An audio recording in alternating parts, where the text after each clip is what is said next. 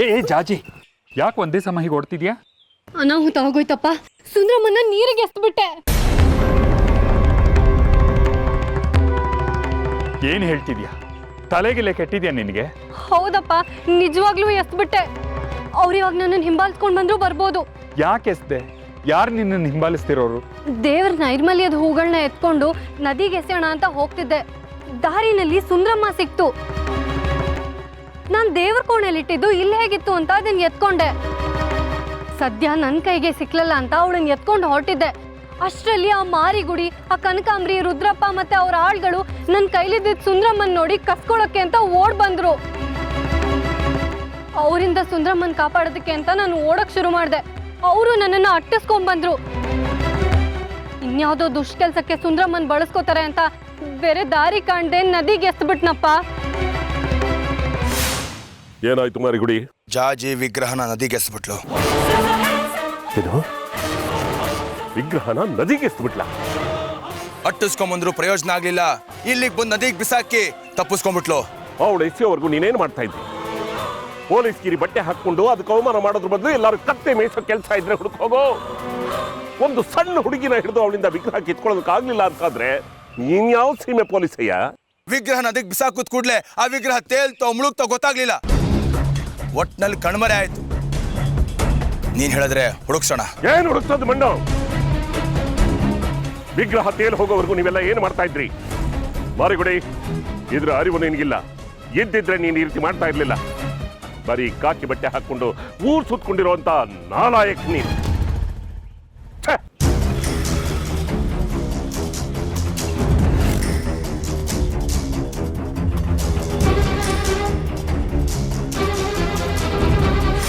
ಚಾಚೆ, ನಿನ್ನೆಲ್ಲಿದ್ಯಾ? ಅವ್ರಿಗೆ ಆ ವಿಗ್ರಹ ಸಿಕ್ಬಿಡುತ್ತೆ ಕಣೆ. 4-5 ಜನ ನನಗೆ ಹೊಡೆದ್ರು, ಬೆದರಿಕೆ ಹಾಕಿದ್ರು. ಸುಮಾರು ಜನ ನೀರಿಗೆ ಬಿದ್ದು ಹುಡುಕ್ತಿದ್ದಾರೆ.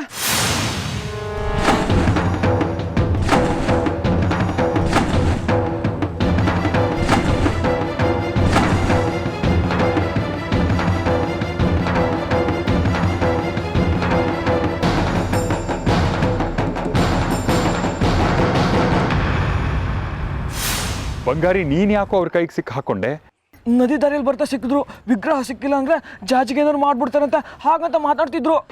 ಜಾಜಿ, ಇನ್ನು ನೀನು ಈ ಊರಿನಲ್ಲಿರೋದು ಕ್ಷೇಮ ಅಲ್ಲ. ಅಕಸ್ಮಾತು ಆ ವಿಗ್ರಹ ಅವ್ರ ಕೈಗೆ ಸಿಗದೆ ನದಿಯಲ್ಲೇ ಕಳೆದು ಹೋದ್ರೆ ಆ ಕೋಪ ಎಲ್ಲ ನಿನ್ನ ಮೇಲೆ ತಿರುಗುತ್ತೆ. ಮೊದಲೇ ದುಷ್ಟ ಜನ ಅವರು. ಯಾವ ಹೊತ್ತಲ್ಲಿ ಏನ್ ಮಾಡೋಕ್ಕೂ ಹೇಸೋರಲ್ಲ. ಇನ್ನೀನು ಈ ಊರಿನಲ್ಲಿ ಇರಬಾರ್ದು. ಇಲ್ಲಿರ್ಬಾರ್ದು ಅಂದ್ರೆ ಮತ್ತೆ ಹೋಗ್ಲಪ್ಪ? ಸದ್ಯ 4 ದಿನ ಕಳೆಯೋವರೆಗೂ ಪಟ್ಟಣದಲ್ಲಿರೋ ನಮ್ಮ ದಾಯಾದಿ ರಾಮಕೃಷ್ಣನ್ ಮನೇಲಿರು. ಇಲ್ಲಿ ಪರಿಸ್ಥಿತಿ ಸುಧಾರಿಸಿದ ಮೇಲೆ ನಾನೇ ಬಂದು ಕರ್ಕೊಂಡು ಬರ್ತೀನಿ. ಸರಿನಪ್ಪ, ಆದ್ರೆ ಬಂಗಾರಿನೂ ನನ್ನ ಜೊತೆ ಬರ್ಲಿ. ಇವನ್ ಯಾಕೆ? ಪಾಪ ನನ್ನ ಮೇಲಿನ ಸಿಟ್ಟನ್ನ ಈ ಬಡಪಾಯಿ ಮೇಲೆ ತೀರಿಸ್ಕೋತಾರೆ ಆ ಜನ. ಈಗಾಗ್ಲೇ ಎಷ್ಟು ಹೊಡೆದಿದ್ದಾರೆ. ಸರಿ, ಬೇಗ ಮನೆಗೆ ಹೋಗಿ 4 ಜೊತೆ ಬಟ್ಟೆ ಕಣ್ ಕಟ್ಕೊಂಡು ಹೊರಡೋಣ. ನಡಿ, ಬನ್ನಿ ಬನ್ನಿ. ತಿರ್ಬೇಡಪ್ಪ, ನನಗೆ ಯಾಕೋ ಆ ಪೊಲೀಸ್ ಅಪ್ಪನ ಮೇಲೆ ಅನುಮಾನ.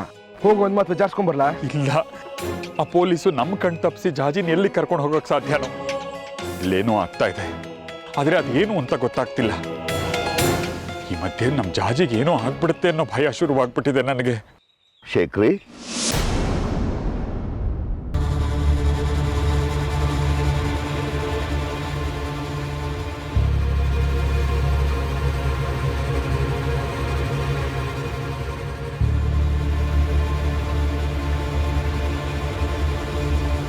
ನೀವೇನಾದರೂ ಸಮಸ್ಯೆಯಲ್ಲಿದ್ದೀರಾ? ಹೌದು ದೇಶಿಕ್ರೆ, ಆದರೆ ಇದು ನಿಮ್ಗೆ ಹೇಗೆ ತಿಳಿತು? ನನಗೆ ಅಮ್ಮನವರ ಅಪ್ಪಣೆ ಆಗಿದೆ. ಏನಾಯ್ತು ಅಂತ ಹೇಳು ಶೇಖ್ರಿ, ತಿಳಿದಿದ್ದು ಮಾಡೋಣ. ದೇಶಿಕ್ರೆ, ನಮ್ಮ ಜಾಜಿ ತಪ್ಪಿಸ್ಕೊಂಡ್ಬಿಟ್ಟಿದ್ದಾಳೆ. ಎಷ್ಟು ಹುಡುಕಿದ್ರು ಎಲ್ಲಿ ಹುಡುಕಿದ್ರು ಸಿಗ್ತಿಲ್ಲ. ಏನು ಮಾಡಬೇಕು ಅಂತ ದಿಕ್ಕೆ ತೋಚ್ತಿಲ್ಲ ನಮಗೆ. ಅಮ್ಮ ಜಗದಂಬೆ,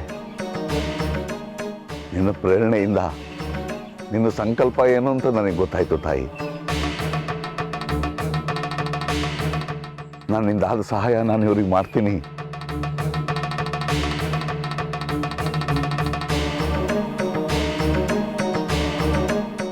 ಶೇಖ್ರಿ, ಆ ತಾಯಿ ನಿನಗೆ ಸಹಾಯ ಮಾಡೋದಕ್ಕೆ ನನಗೆ ಪ್ರೇರೇಪಿಸಿದಾಳೆ.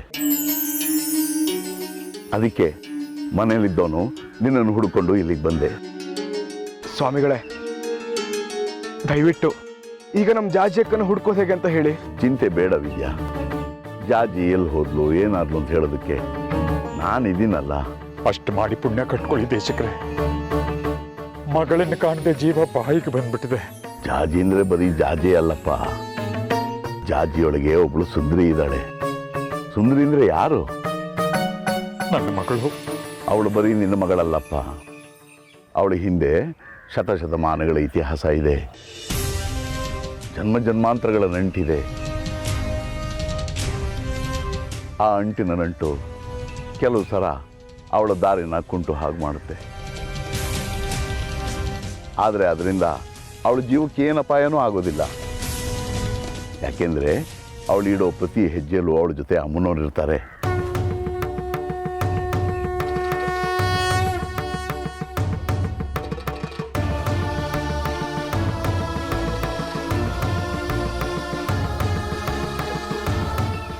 ಅಮ್ಮನವ್ರಿರೋವರೆಗೂ ಅವಳಿಗೆ ಯಾವ ಅಪಾಯನೂ ಇಲ್ಲಪ್ಪ. ಬನ್ನಿ, ಅವಳು ಎಲ್ಲಿದ್ದಾಳೆ ಅಂತ ನಾನು ಹೇಳ್ತೀನಿ.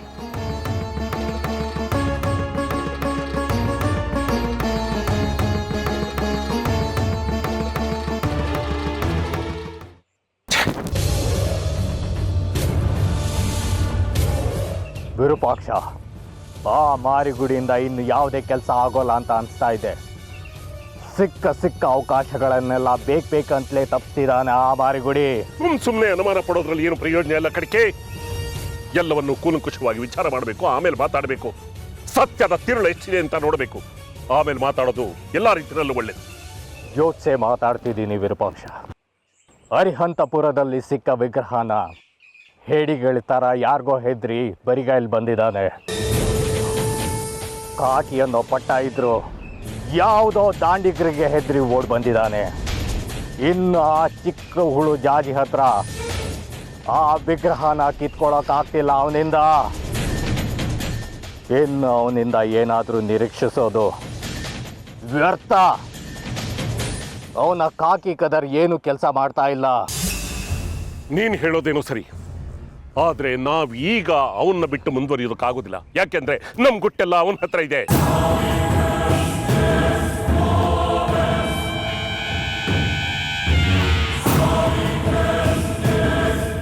ಗುಟ್ಟು ಯಾವುದು ಗುಟ್ಟು ರಟ್ಟಾಗ್ದಿರೋ ಥರ ನಾನು ನೋಡ್ಕೋತೇನೆ. ಯಾವುದೇ ಪ್ರಯೋಜನಕ್ಕೆ ಬರಲಿಲ್ಲ ಅಂದ್ರೆ ಅವನಿಗೊಂದು ಗತಿ ಕಾಣಿಸೋದೇ ಬಿಡು. ವಿಗ್ರಹ ಸಿಕ್ಲಿಲ್ಲ ಅನ್ನೋ ಆವೇಶದಲ್ಲಿ ಬಾಯಿಗೆ ಬಂದ ಹಾಗೆಲ್ಲ ಮಾತಾಡಬೇಡ. ಇದು ಅಷ್ಟೊಂದು ಸರಳವಾದ ಸಮಸ್ಯೆ ಅಲ್ಲ. ವಿಗ್ರಹದ ಹಿಂದೆ ಬಿದ್ದಿರೋದು ನಾವು 3 ಜನ ಮಾತ್ರ.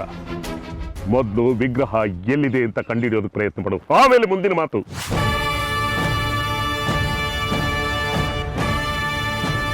ವಿಗ್ರಹ ಸಿಕ್ಕೇ ಸಿಗುತ್ತೆ. ಈ ಬಾರಿ ಈ ಕಡ್ಕಿಯಿಂದ ಆ ವಿಗ್ರಹ ತಪ್ಪಿಸ್ಕೊಂಡು ಹೋಗೋದಕ್ಕೆ ಸಾಧ್ಯನೇ ಇಲ್ಲ. ಸುಮ್ಮನೆ ಮಾತಾಡಬೇಡ, ನಿನ್ ವಿದ್ಯೆನ ಪ್ರಯೋಗ ಮಾಡು. ವಿಗ್ರಹ ಎಲ್ಲಿಗೆ ಹೋಯ್ತು, ಯಾವ ದಿಕ್ಕಿನಲ್ಲಿದೆ, ಯಾರ ಕೈಲಿದೆ ಅನ್ನೋದನ್ನ ಪತ್ತೆ ಮಾಡು. ಅಗತ್ಯವಾಗಿ ಸಿಗುತ್ತೆ.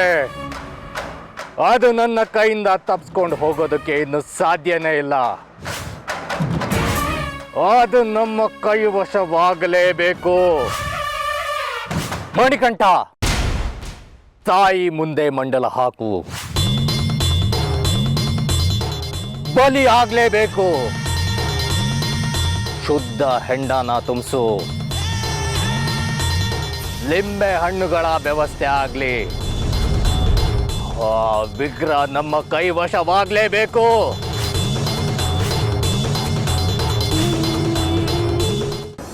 ವಿಗ್ರಹ ನೀರಿನೊಂದಿಗೆ ಚಲಿಸ್ತಾ ಇದೆ, ಆದರೆ ವಿಗ್ರಹ ಚಲಿಸೋದು ನಿಂತು ಹೋಗಿದೆ. ಯಾವುದೋ ಒಂದು ಕೈ ಆ ಪೆಟ್ಟಿಗೆ ಹತ್ರ ಬರ್ತಾ ಇದೆ. ನೀನು ಇಂಗು ತಿಂದ ಮಂಗನಂತೆ ಹೋದ ದಾರಿಗೆ ಸುಂಕ ಇಲ್ದೆ ಮತ್ತೆ ನನ್ನ ಹತ್ರನೇ ಬಂದಿದ್ಯಾ? ರುದ್ರಪ್ಪ,